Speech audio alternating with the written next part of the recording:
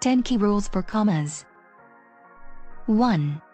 Use a comma to separate items in a list of nouns.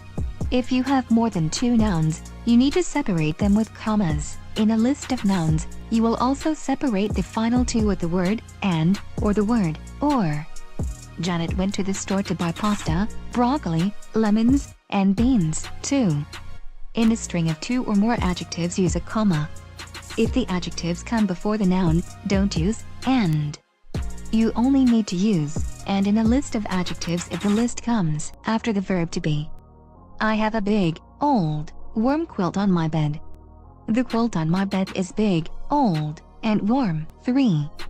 Don't separate a subject from its verb with a comma.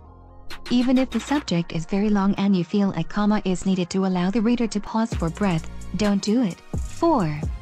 Use a comma to separate clauses, both dependent and independent. As in the first rule, the final comma is not necessary in a string of dependent clauses. However, as the clauses get longer, leaving out that last comma can get confusing, so it is often better to put it in just to clear things up. 5. Use a comma to set off a non-defining subordinate clause or in a positive.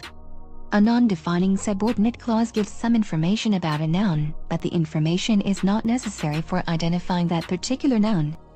These clauses usually begin with which or who. 6. Use a comma to set off expressions of contrast. It was his money, not his looks, that first attracted me to him. He doesn't look for charm in a restaurant, but service. 7. Use a comma to set off a quote, dialogue, or direct address. 8.